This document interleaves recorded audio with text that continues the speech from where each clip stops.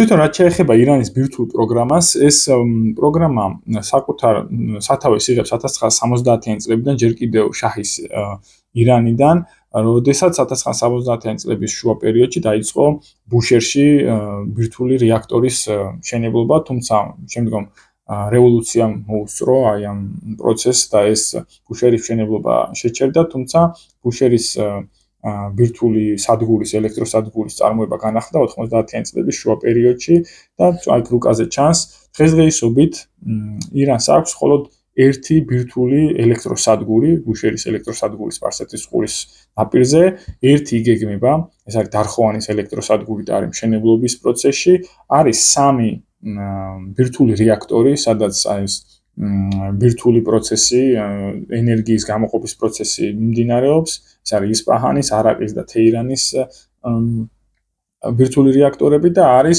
ორი ურანის გამამდიდრებელი ცენტრი, ფირდოუსი და ნატანსი, სადაც ხდება აი როგორც ახსენე ურანის გამდიდრება.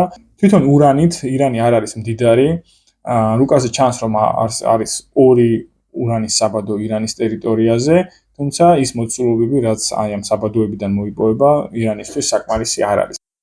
რაც შეეხება ბირთვულ ენერგიას, ის საკმაოდ მცირე ნაწილს იკავებს ირანის ენერგეტიკულ სექტორში და შეადგენს დაახლოებით 1% ირანის ენერგომომარაგებაში.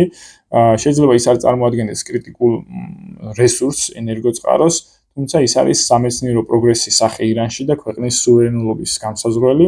თუმცა მომავალში თუ მაგალითად ახლა დარხოვანის ბირთვული ელექტროსადგური დაემატება ბუშერს, შეიძლება ეს მოცულობები გაიზარდოს. მაგრამ აქ კიდევ ერთი მინუსი აქვს